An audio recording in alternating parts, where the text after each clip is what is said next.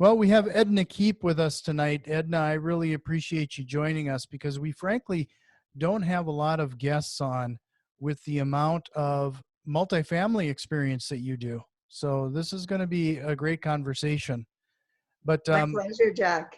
I really want to make sure that everybody has your contact information because you're a great instructor when it comes to this type of stuff too. And I know you have a lot of free material on your website. So everybody make sure you head over to ednakeep.com. Is that your primary place for most of Yeah, your instruction? yeah. And then you can find Edna on like every social media platform just by looking up her name. I mean, she's got a pretty good foothold everywhere. So you're pretty easy to find. I'm easy to find and my name's easy to remember too. Yeah, that's It's great. short.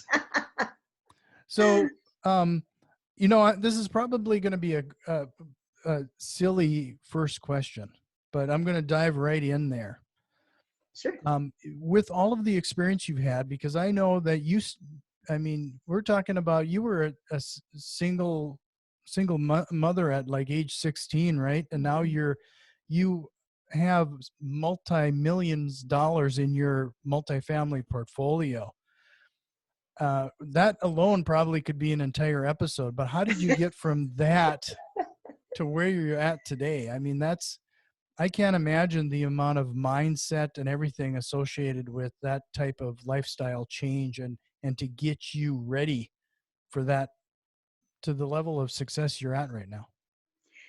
Absolutely. And I also lived in subsidized housing and had subsidized daycare. So I wasn't just a single mom. I was a poor single mom. I Hmm. always worked, never I went on social assistance or anything like that. I always worked. But yeah, I had to be subsidized because the money just wasn't good. Got told many times when I was young, Jack, you got to learn to live within your means. But I always hated that. I hated thinking about budgeting and Hmm. being poor my whole life. I just didn't like that idea. So I decided very early on that I wanted to study how to be rich, not how to learn to live within my means. So that was one mindset I adopted very young. It still took me a long time. Like I never owned my first house till I was 28. Hmm. And then we took it from there. My first rental, I think I was I was in my 40s already. So it wasn't like it happened quickly either, but I just kind of always knew that I wasn't going to be that person that would be sitting on a park bench, catching a bus and with cigarette in hand. Like I just would say, yeah, that's never going to be me. I'm going to drive a nice car. I'm going to dress nice. I'm going to, Hmm. have a professional job. There was different things like that I just decided. Yeah.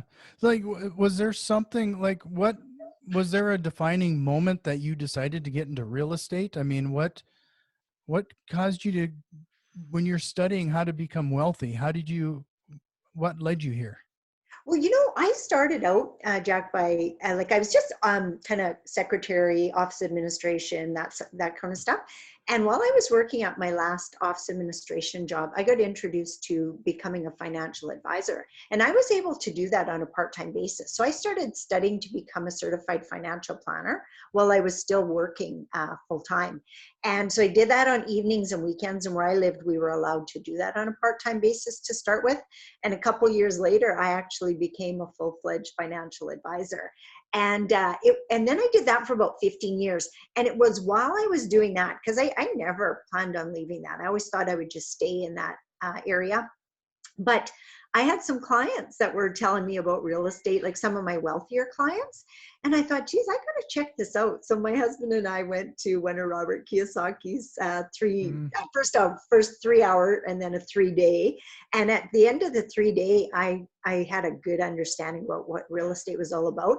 And I realized that my blinders had really been on about building wealth always just like in the stock market, right?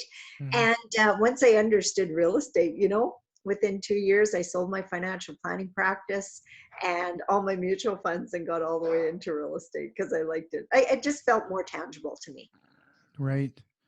It's kind of ironic you say that, you're studying and you have financial planning, but the last thing you want to do is to budget.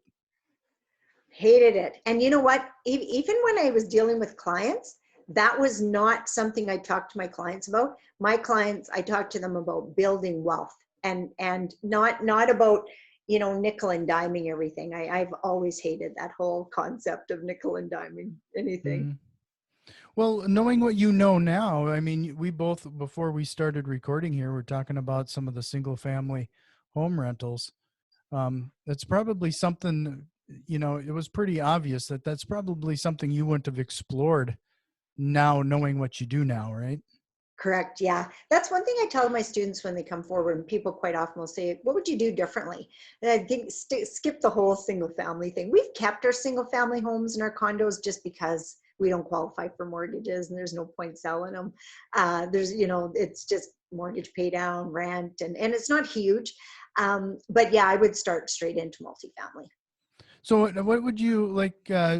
That's a pretty daunting thing for a lot of people. Most people have it in their mind, and maybe it's because, from being kids playing Monopoly, you had to get the single family homes before you could trade them in to get a multifamily place. There's a Yeah. mindset thing there for people to believe that they can acquire a multifamily property. It's totally mindset, Jack. And even the first time when I got approached about buying multifamily, because I was telling this realtor that we were looking at expanding our portfolio. I think we bought like 5 or 6 houses a year before, and we were looking for more houses. And he said, "Well, and why don't you buy a multifamily apartment building?" I said, "Oh, I can't do that. I don't own enough houses yet." Like just automatic. And he said, "Oh yeah, you could." He said, "Your net worth is good, and you just have to hire property management and stuff like that." And I went, "Really? Could I?" And he said, "Oh, yeah." And I said, "Well, what do you got?" And he said, "Well, I just have a 24 unit, just hit my desk." He says, "I haven't even listed it yet." And I said, "Oh, well, what will it take to buy it?" And he said, "Well, $75,000 a door." That was back in 2008. And he said, "I would take it." And I said, is that a good price? I didn't know much about it. I knew we were paying more than that for houses. And he said, "Oh, yeah." He said, "That's a really good price." He said, "But the rents, they're very under rented. Like they hadn't kept up with the times, the sellers, Mhm. and they'd owned the building for like 25 years, really long time." And I said, "Okay, write the offer." So he said, "Well, do you want to go look at it?" And I said, "Well, yeah, I'll drive by." Because he said, "You can't actually get in yet. Once we get you all, offer accepted and stuff, we can get you in." So he wrote up the offer. I drove by the building, came back, signed it, and gave our deposit, and then just progressed from there. Sure. So, is there any other tips and tricks that you have about that process? Like just jumping into multifamily? Like what would a person need to know, We at least needed at a to basic know. level? Yeah, we needed to know lots, but the realtor was quite experienced. Plus, by this time, Jack, we had partnered with a couple who owned like about 20 houses, and they managed their own properties. So we already had built-in property management. So Hmm. as soon as they came back, they were out of town at a conference. As soon as they came back, they said, I invited them over and I said, "Hey, if we bought a 24-unit apartment building, would you guys partner with us and manage it?" And they said, "Oh, yeah, yeah, we would." And that's kind of how it came to be. But you know what I learned over the years, Jack, is the apartment buildings are no harder to buy than a house. It's the same learning curve. The difference is, most people are homeowners, so you already know how to buy a house, right? Because you bought it. Mm. But the first time you bought a house, it's daunting, it's scary. I remember the first time I bought a house, it was scary, and I was awake at night and I was thinking, what if this goes wrong? What if that goes wrong? What if? And then I thought, well, you know what? Everybody I know owns a house. It can't be that bad. And because I was still a single mom at that time. And Mm. so then that's why I think it's easy to go from your own house to another house because you already did it. Now you just have to add a little bit. You add a tenant, tenant and different insurances and stuff like that. And then you can add another one, do duplex a little bit more. So multifamily, there's a few more steps in there. But you know what?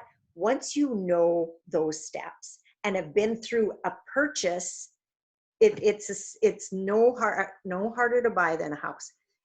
But you do have to learn the process first. So I wouldn't advise doing that all by yourself because there's more things that could go wrong.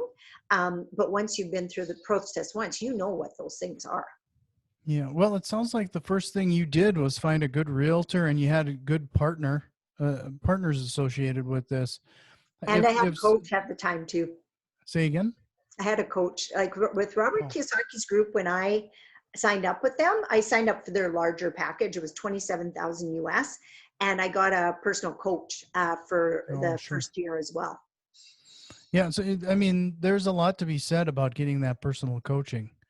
But when you were, let's explore a little bit regarding, it, when we first started out, we kind of fell backwards into a good realtor, like right off the bat, who also had some investing experience himself, and we fed off of him quite a bit, and I mean we still work with him to this day.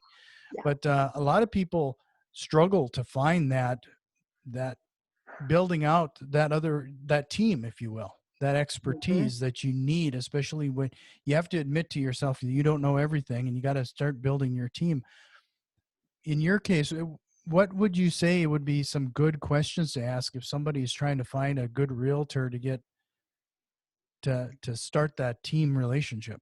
The first question I want my students to ask every single power team member that they get is, do you own rental real estate? Because if Mhm. they don't, there's a good chance they don't understand it. And they'll Mhm. sell you anything, you know, because they don't understand it. I still remember one lady, I met her through something else. I can't remember what it was. And she found out I was a real estate investor. So she said, oh, Edna, I know some places that you want to look at. So I went and looked at them with her, and she was telling me what I was going to get for rent here and this and that. And I went, oh, no, no, no, you're not going to get that for rent in this area. It might be a new place, but you're not going to get that for this rent. And she kind of looked at me and she went, oh, yeah, I guess you'd know, right? But I knew enough to say, no, I don't believe you. And not everybody does. They take everything they say as gospel. And she didn't own a rental property. Mhm. And in some cases, I've dealt with realtors that didn't even own their own house. And I never understood that. It was like, well, that doesn't make sense, you know? Mhm. So your accountant, your lawyer, your inspector, everybody should own rental real estate, and because it's just that much closer for them understanding what you're looking for. Yeah. And that's part of, everybody has this mindset and mentality about using other people's money. But I was trying to get to the point too that there's a lot of other things to take advantage of. You can take advantage of other people's experience and knowledge, Knowledge. and in fact, that's probably more valuable than any of the money they could possibly bring. Yeah, money's important. And I teach my students, most of them are looking, because most of them, by the time they come to me, they already own, maybe 2 or 3 properties, and now they want to scale. And it's like, I ran out of my own money, I can't get any more mortgages, but I still want to grow. What's my next step? So it's either bringing in joint venture partners and buy single family homes, or putting a syndication together and buying apartment buildings. And that's the biggest thing that they need to realize. And it's really just a mindset shift. And sometimes it's a couple more zeros, but it's no harder, it's no tougher, and it's all feasible. You just have to know what you're doing, and you have to build a power team that knows what they're doing too. Right.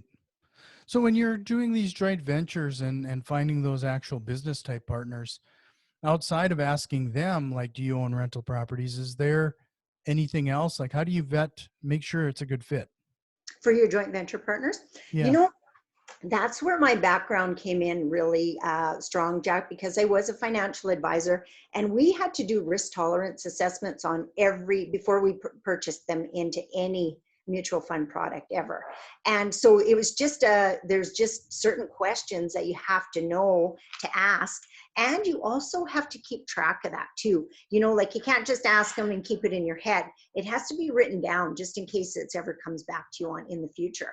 Because lots of people will think they're risk, you know, not risk averse, that they're okay to go. But when you ask them enough questions, sometimes they just don't understand it. That, sometimes, as you know, sometimes a real estate investment can, markets change. COVID's changed a lot of things, and it takes you a little bit longer to, pay your investors back and different stuff. Sometimes you have overbuild situations, which again, I believe, if you master your mindset, you can go through all the rough times, which, it's not easy. It's real estate's not an easy game.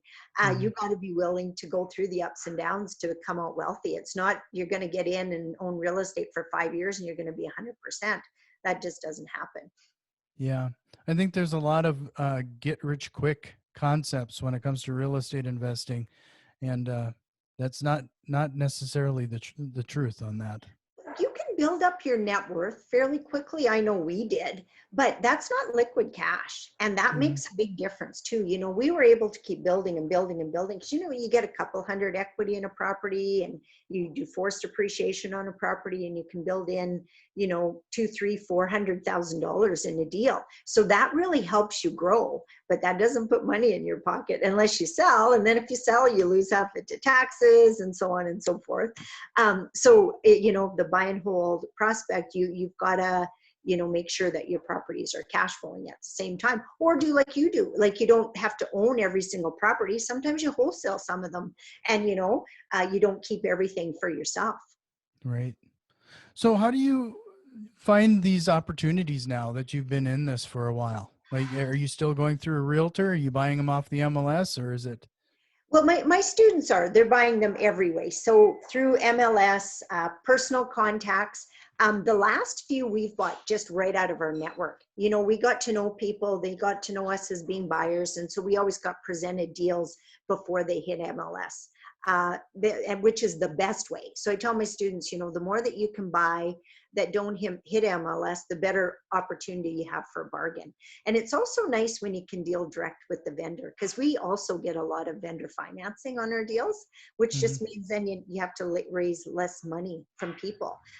But I was mentioning before, with my background as a financial advisor, I also got to know what investors looked for in an investment. And with real estate, because the numbers can be high quite often, they regurgitate those to a potential investor and it actually scares them. I can still remember this one student came to me and he said he'd been investing the same time frame as me, but he'd stopped at I think $2 million portfolio and he just couldn't go. He says, Edna, I am finding deals that will pay 40% and I can't get investors. I go, you're scaring them off. You're talking too high numbers for them. You have to keep it lower. Mhm. Like we don't tell our investors that. It's if it's a possibility, you can share in the profits later on. But if you just think about it, if I told you, hey, I have an investment for you, it's going to pay 40%, would you automatically think, oh, that's too risky, out of my Mhm. league? Right? That's what most people think. So you have to be careful how you put that out there. Yeah, it's one of those too good to be true Yeah, scenarios. exactly. Yeah. Even Yeah. myself, if I hear somebody, I got told about this one opportunity. This lady was telling me, oh yeah, he tells you you can get 28% of return a year on that. And even in my own brain, I'm going, oh, it's too risky for me. But it was something I didn't understand. I understand real estate, so it makes more sense. But you're dealing with investors that don't understand it like you do. So you have to be really careful with that. Mhm. Yeah, And and he started working with me. 2 years later, he doubled his portfolio just because he learned how to talk to a potential investor. well, yeah, that's especially going from 2 to 4, that's a big jump. It is. Yeah. Yeah. Yeah. So, if people really want to make sure that they contact you again, and I mean, there's a lot of content and a lot of detail that can be put into multifamily investing. Make sure you head over to ednakeep.com. I just want to remind everybody of that again. But I wanted to dive into one thing that you brought up, that when this is released, you're probably going to have a new portion of your training available around mindset.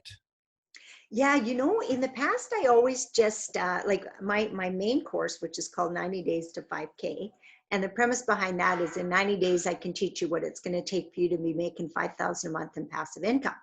And a big portion of it is mindset, because I believe that if you have to have the right mindset to get into multifamily and dealing with other people's money, there's just a different mindset to it. And so I always taught it. And then more and more people started looking to me for direction with just mindset. You know, they maybe already had some buildings, but they weren't growing. They were stagnant. They couldn't get where they wanted to go. But yet they knew enough about real estate that they could, but it was their mindset holding them back. So yeah, I launched this year, actually in August, I launched a mindset course. It's called Master Your Money Mindset. And my next go round starts in January. But yet, because this last one just finished, and that's a 12-week course as well. And that is really good about like just wrapping your whole mind around what it takes to be wealthy, how to think differently about money. And so many people have negative limiting beliefs about money that they're not even aware of. So I help them bring those to the surface so they can deal with them. And then, like most people have a paradigm, and that's, between the age of 0 and 7, our mind is an open slate. So if we lived with the family members that, were poor and only had a certain mentality, that's in there. That's in there Hmm. so deep, you don't even know it. And unless you can get past that, you're stuck. That's why they always say, you get a comfort zone with your income and you very seldom change. So if you want to make a quantum leap to, maybe making $200, $300, $500 a month in cash flow to 10,000 a month in cash flow, there's a mindset shift that has to happen. Yeah, there's this. I've been thinking about that quite a bit. You know, that concept, and if people want to have an idea of what that mindset and how things work, is that, if I look back when I was in my 20s, I wouldn't expect I would be making what I'm making now. But you're gradually moving up as I've gotten older, right? Well, frankly, once you get into that mindset and that comfort level, it's not really, I would make the argument, it's not really your experience and your knowledge and everything anymore. It's that mindset is in the proper place where you rarely start to slide back when it comes to your salary. So it whether you realize it or not, it's a minor mindset change you're progressing through. And even this is even just a simple exercise. Do you think you can double your income in the next year? I would like to think so.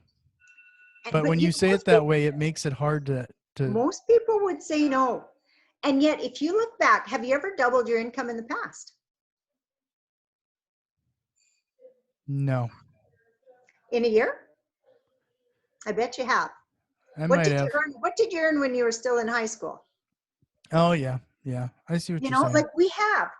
But you do it in such a way that you don't notice. I remember when $10 an hour was awesome. Then Mhm. I remember when $15 was awesome. Then I remember when $25 sucked. You know what I mean? So you're Mhm. going up in incremental jumps, and it's a little mindset shift every time. Well, if you have the right person that you're working with who's here and has made that mindset shift, it's that much easier for you to go from this mindset to that mindset. And it starts with just thinking through some of those things. Most people don't take enough time to think. My coach says we should be sitting there thinking just for at least an hour a day, like just nothing else but thinking. Most people think that just why would you do that? You got to work hard. You got to work hard. You got to work hard. No, Mhm. you don't have to work hard. You have to work smart. And we've done deals where we've got $75,000 acquisition fees on a purchase, refinanced 3 years later, got a $400,000 payday. And people can't fathom that. But we did our first deal like that in 2012. So 5 years in, that was our kind of our first big deal. And that's when my eyes were really open to, holy cow, there's a lot of opportunity here. If you can find a property that you can force appreciation on, there's really big dollars to be made. Well, can you talk a little bit about that strategy you just pointed out there? I mean, I'm just kind of derailing us here from the mindset thing for a second, because what you're talking about is a little foreign to some of our listeners regarding that forced appreciation, and then what are you getting it remortgaged at that point? Refinanced, yeah. So in the housing world, people call it the BRRR method, or the BRRR Right. method, right? Right. So you buy it, you renovate it, repair it, and then you refinance it. Same thing with apartment buildings, except you're doing it on a scale. The quickest we've been able to turn a building around without vacating it, because you don't want to vacate it because you can't get proper financing. So we went in, bought a property. It was like built in 68. The owner had never updated it. 24 units. I think it was around 90,000 a door at the time, and which was maybe 5-6 years ago. And we went in and we renovated those units over the course of the 18 months, increased the rents because the rents had went up, and we refinanced it, paid all our investors out in 18 months, and had a decent payday on that one too. I can't remember, I think mine was like 70,000 or something like that, but refinanced it. And then it was just cash flow from there, cash flow and mortgage pay down. So yeah, forced appreciation comes through making your building more valuable. And multifamily is treated like a business. So it's financed based on its income, Hmm. not on housing is comparable. This house here could look like the Taj Mahal, but if it's in this neighborhood, it's not going to be worth much more than the rest of the houses in the neighborhood. Whereas a multifamily is based on the income that it provides to the building. And that's why I always call it an ideal investment, because it has, income, depreciation, equity, appreciation, and leverage. And you put all those five together, you reduce expenses, that increases the value of your building. You give a $100 a month rent increase, that increases the value of your building. And that's the real different part from dealing with houses. Sure. So I can imagine, much like a single family home, you have to be fairly selective on the area that you're attempting to do this with, right? Like Yeah. Yeah. You we analyze when the we area when oh, I was as going to much say, as you when do the we field. buy a single family home, and if we do a fix and flip, I never want to be the most expensive house on the block. Exactly. Yeah. So I'm guessing that's similar in this situation, right? Yeah. Yeah. You don't want to overdo it, because again, you're not the one going to be living in it. Tenants are going to be living in it. They don't expect the same level as you are, unless you're in the high end rentals, of course, but that's not our target area. Our target area is workforce housing. Hmm. So, what part do you like typically stay investing in, like your backyard, or is it nationwide? How does that look? We started in our backyard primarily because we had a really good market. We were in a real up market. Just to give you an example, we had bought our house in 2002, and we paid 222,000 for it. And in 2007, when we started getting into real estate, it was worth $470,000. So that's kind of Oh, market we started in. And so we used the equity out of our home to buy our first couple properties. hmm. Wow, that's a But you know serious what? Now the appreciation. last two purchases we made have been in the U.S. We bought uh, 80 doors in March at about 20,000 a door, and we just got an accepted offer on 84 doors in Memphis at for $1 million. But we got to So renovate highly, vacant and all that kind of stuff. So there's a lot of work to do, but that's a forced appreciation play for sure. sure. So when you're doing this type of work, and you're buying something in where's the company located? Like, what is your backyard? In Saskatchewan, Canada, so central So Canada. yeah, so you're my first Canadian guest. Oh, am Um, I? yeah, so and I thought that was the case, but I wanted to make sure. But you Yeah. buy something in Tennessee, how do you manage that type of rehab and appreciation from that distance? We have managing partners. So our managing partner actually approached us And he said he was a buying agent, acquisition agent for another company. And he said, the company I'm working for, they can't buy anymore. Because they had a reach and they'd already maximized what they could buy in that area. But he says, I'm finding all kinds of properties. Let's put some deals together and see what we can do. So he actually is there. He's on our boots on the ground, and my partner and I, we raised the capital from back here. So it's mostly Canadian investors, although we have some US investors. And but our both of our purchases have been in Memphis. We always say in Toronto, which is our major city here, Toronto and Vancouver, you can't even buy a parking lot here for 20,000. We're buying per door in Memphis. Mm-hmm. So this is we just seem to be jumping around on you here tonight. But when you're bringing in a new student, would you typically advise them to start in their backyard, or how does that typically look? It's pretty natural to do so unless you already know that your backyard is not conducive. Like I just had a new student sign up a week ago, and she's in Colorado, and she said, I've looked at all my prices all around here. She already owns like, I think 6 units. She said, the prices are crazy. Like, I'm not going to be buying here. She said, so she started looking in different areas. So lots of times people already have a good idea. Usually the first building might be local if it works, but not always. Like one of my students started with me here a year ago. He's from Toronto area, just a little bit outside. He bought his first building in Alberta, his second building in Alberta, and his third building in Saskatchewan. And, now he's looking at one just outside of Toronto in an area there. But, that's where he found his best numbers, Mm-hmm. and you find local managing people that can help you, Right. It's all about that network and building that team again, right? Absolutely. And those were all private deals too. Right. So getting back to the mindset thing there, we were talking a little bit about getting your mindset right to believe that this is possible, that you could essentially double your income. Like, do you have any tips or strategies or exercises somebody could possibly do today Yeah, to I do. First of all, I want to explain that we have paradigms, which are really a multitude of habits that we do on a day-to-day basis, like things that we don't even think about: brush our teeth, go to bed at a certain time, put our one leg in our pants at a time, like all these different habits. Those are paradigms. And we have a lot of ways of thinking about that when it comes to money. And while we have that, it's kind of good for us in a way because we don't ever have to think about it.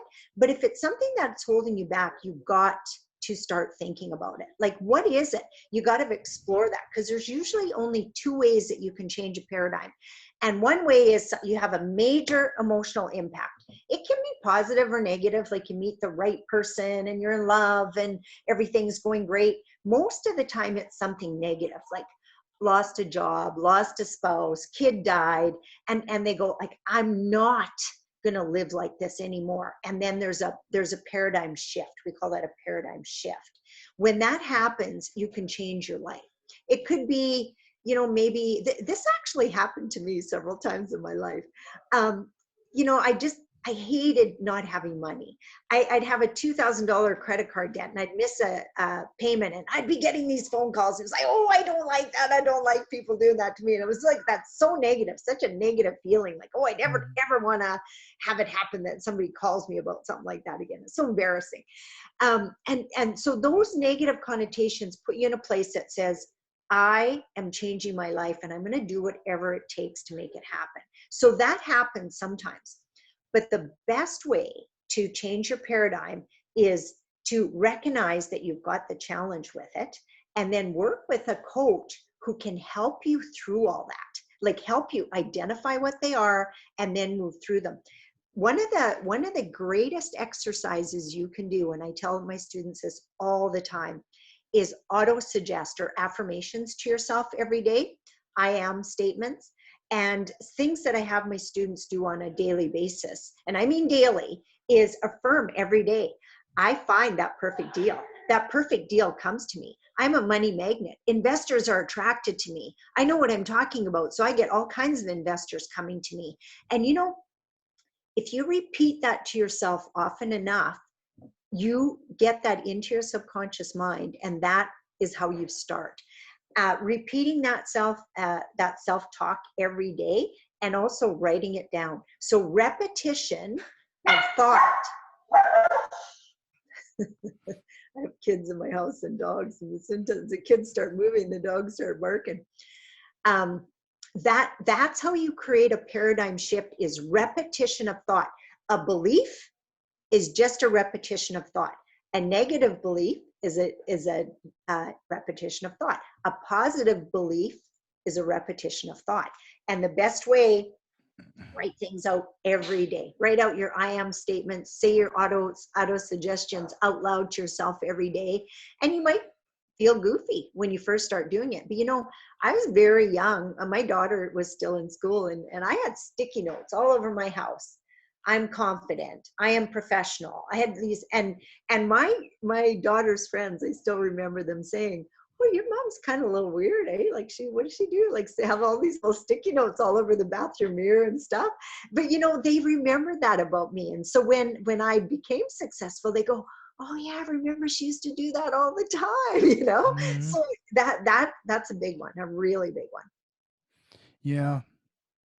I kind of, I'm just going to build on that a little bit too. That affirmation some of that can happen with being selective regarding what you do with your free time, because my family has, frankly, they've gotten used to it, but I got a lot of flack at first because I still to this day, I'm walking around the house with a podcast playing on my phone in my pocket, or an audiobook, or something else. It's, You're feeding your mind good stuff.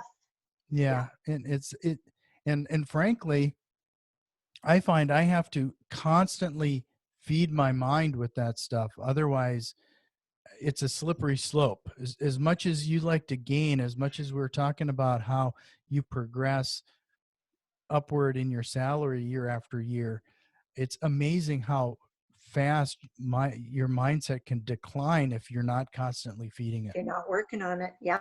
I always tell my students, new level, new devil. You should always be working on your mindset, because if you're here, you're not going to be happy. When you're here, you're not going to be happy. So it's just all like, you don't set goals to get, you set goals to grow.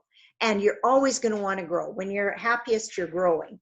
And that's some of the biggest things that people need to wrap their head around, is you're never done. You're never done. If you think, oh, when I make 5,000 a month, I'm going to be so happy, and I'm just going to be happy and content there forever. Not true. When you Hmm. make 10,000 a month, you think, oh, I'm just going to be happy, and that's going to be like the be all end all. And then when and it just, but every time you hit a goal, you're designed, you're internally designed to want more. Hmm. Well, talking about wanting more, I understand you're working on like one of your bigger acquisitions right now that could possibly double the number of doors you have, right? Well, that's what, with this group that I'm working with in the US, we'd set a goal that we would have 400 doors by the end of the year. So it looks like we're not going to have 400 doors, but we're going to have 184. And we did that within 6 months. So by 6 months, which is March was our first possession, we could typically have that.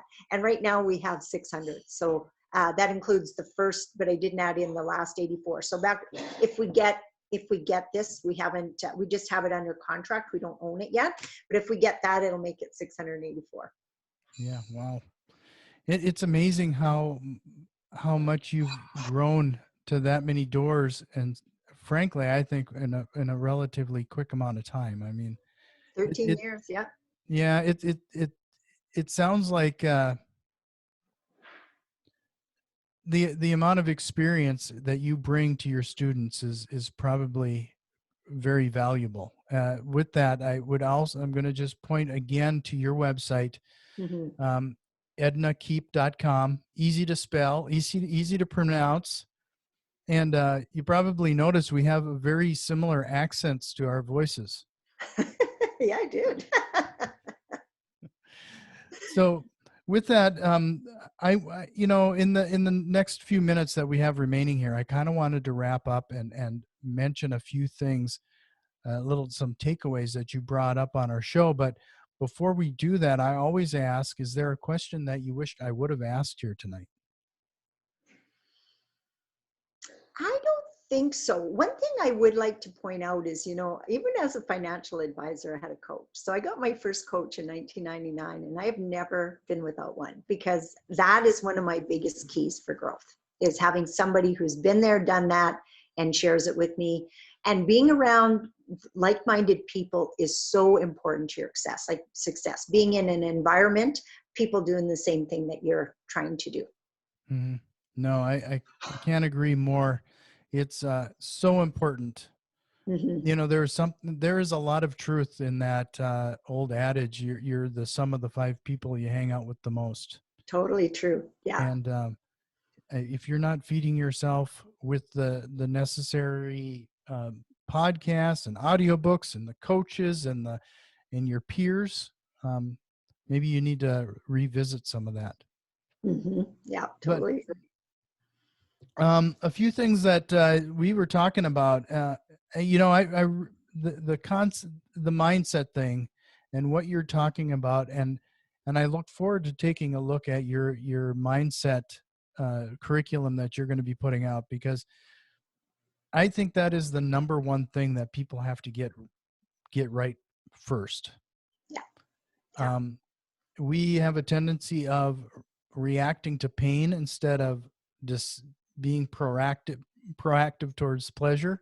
Yeah. um, and mindset is such a big thing, and it's a huge obstacle. Whether a lot of people, when I'm talking to people, they always seem to be stuck in analysis paralysis.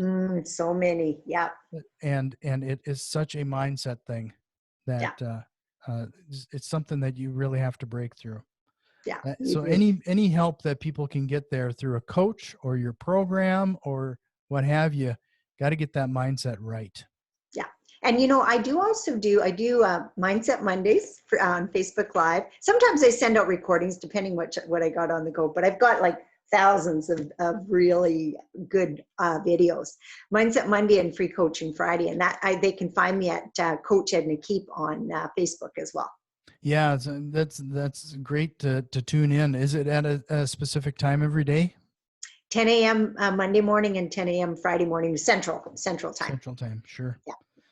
So I really, to the point where we're talking about mindset, you really did this right, because you started off by studying how to be rich. You didn't study about getting into real estate. You didn't study about getting into financial planning. You started by studying about being rich. And it really is that mindset again that's just remarkable. I that starting point is just awesome. Well, and even before I knew what I was doing and what was causing my success, I was doing simple things like writing out affirmations and saying things. I still remember this one book I read years ago called What Do You Say When You Talk to Yourself? And I remember sitting it in the bathroom and reading it out loud to myself in the morning, because that was my worst time of day, is when I first woke up. I'd be beating heck out of myself.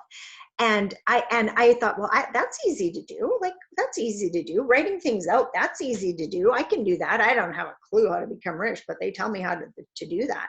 And those are some of the key things. And because they're so simple and because they're so easy, people don't do them. Hmm. Yeah. Um, I really want people to remember that one phrase that you brought up as well. New level, new devil. New level, new devil. That's why I'm always, even today, I have mindset coach, and I meet with them twice a week, and makes all the difference in my business. Yeah. I really can't thank you enough, Edna. This was a great conversation, You're most welcome. I hope everybody checks out your website and your Facebook Live. I mean, there has to be a ton of great content there. Look for Edna Keep on Facebook, Twitter, LinkedIn, ednakeep.com.